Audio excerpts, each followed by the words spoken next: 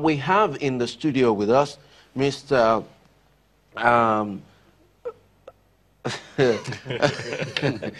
It's interesting. Familiarity, right? Yeah, forget he's the so nickname. familiar, I can't Forget remember the nickname. his name. Libros Shoma. Thank you. It's ridiculous, isn't it? Yes. But sometimes. Libros Shoma, thank you very much for sticking so close to us than a brother, I must say. My Thank pleasure, you sir. very much. We also have our guest in the studio, that right there in Abuja. That's Mr. Ezenwa Nwagu. He's the chairman, Partners for Electoral Reform, and he's been monitoring all day. You can tell. Thank you for what you do for the country, and thank you also for sticking with us at Channels Television.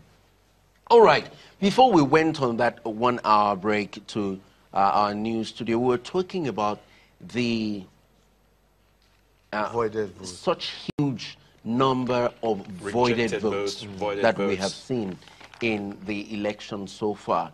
And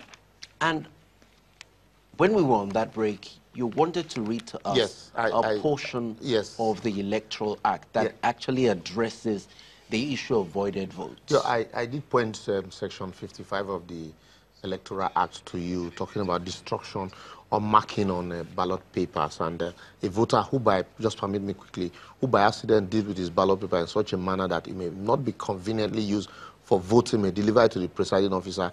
And if the presiding officer is satisfied that the ballot paper is spoiled, he shall issue another ballot paper to the voter in place of the ballot paper delivered up, and the spoiled ballot paper shall be immediately marked cancelled by the presiding officer. The question is talking about information.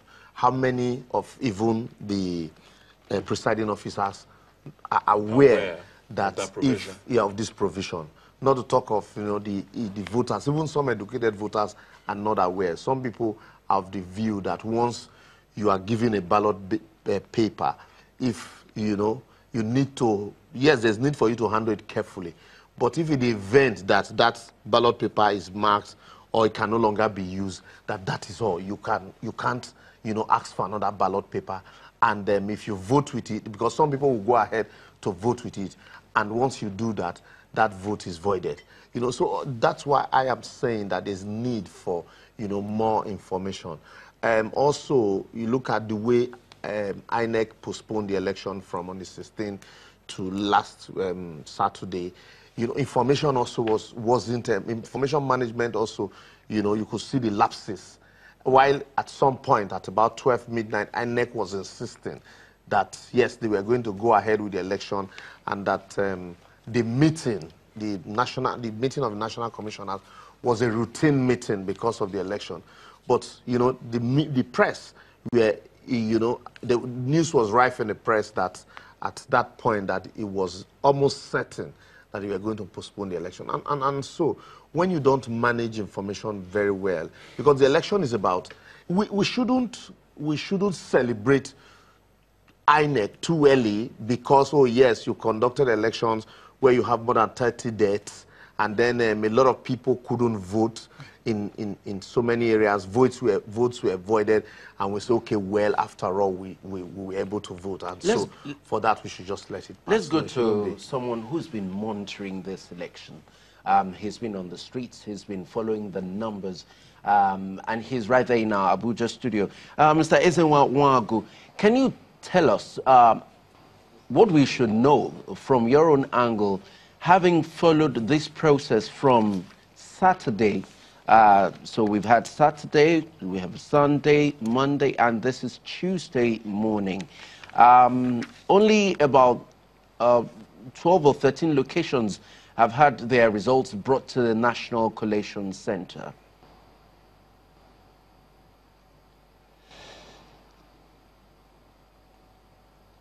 Yeah, so it's clearly showing that first that we're having the most contested general election in the history of our country.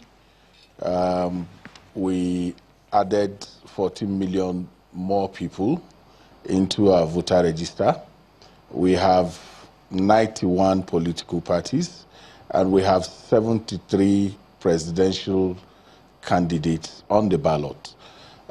The implication of that is what Sheung tried to do earlier today in explaining how the ritual of having to incident these figures manually into the results manually, and all the making 10 copies of them, and all of the issues about manualization that has characterized our process has to slow things down. For one, we were making the argument that perhaps not what the way Mr. Libros was talking about putting out those political parties that are fringe parties. What we need to do is perhaps to design a way or some criteria with which you can appear on the ballot. We can't legislate parties out of existence. The courts have clearly spoken on that in many cases where the registered parties went back to court and the court said, look, you can't take them out. But it is within the powers of INEC to create criteria for which political parties can appear on the ballot so that we can reduce some of the challenges. Even at that, in 2015, we had, I think, 14 political presidential candidates. We still didn't release results as early because of this same process that we have to go through. And talking about void votes, if you recall a bit, you'd also understand that the Osun gubernatorial election will have been decided, on the first ballot if the issue of void votes didn't occur. You had very, very huge number of votes that could have clearly brought out a winner in the first ballot in Osun. So where I am a bit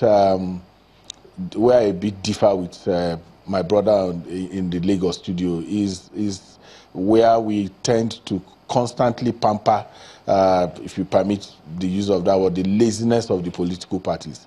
They are the direct beneficiary of the votes.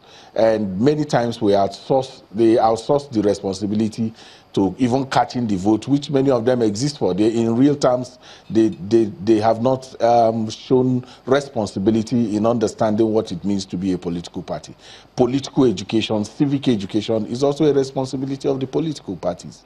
If, for instance, they are losing this number of votes that could have changed perhaps the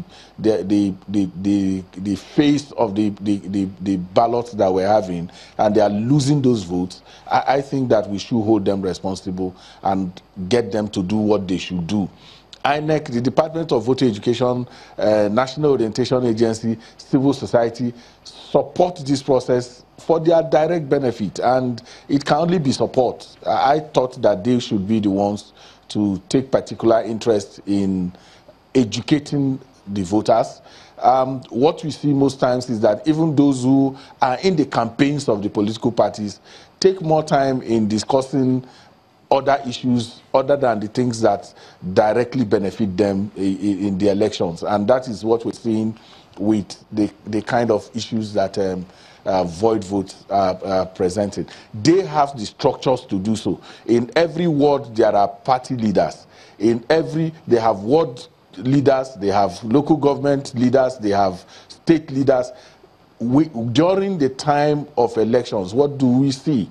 We see more of the rallies, the razzmatazz, where nothing is said, you can't track anything, and eventually the kind of poor showing that we're seeing in terms of things that will ordinarily benefit them is manifesting. Having said that, generally the elections have been, for me, peaceful.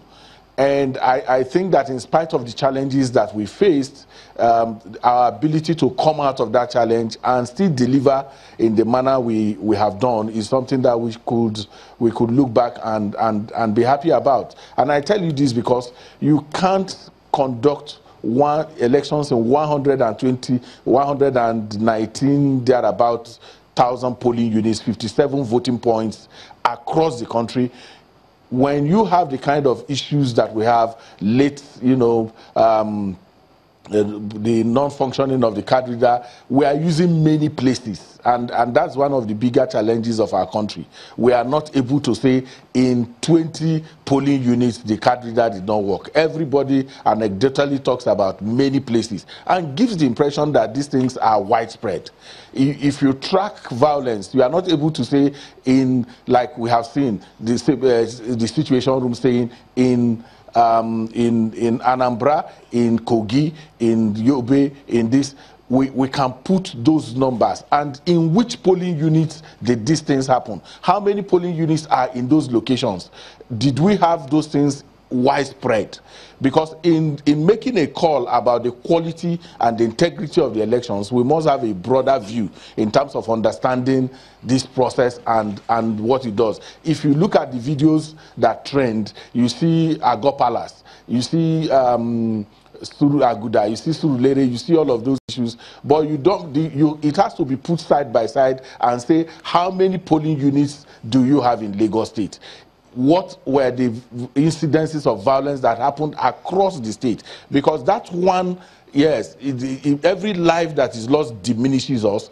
Every needless death reduces our humanity. But in the context of understanding elections and grading it, it has to come from that wider context. So generally, I know that election went well is not news. What will be news is that people's heads were broken in some places. That's what is news. But we need to now pin down as we go ahead in specific terms, and we're able to identify where these things happened and what impact it will have in the overall in understanding how the election went.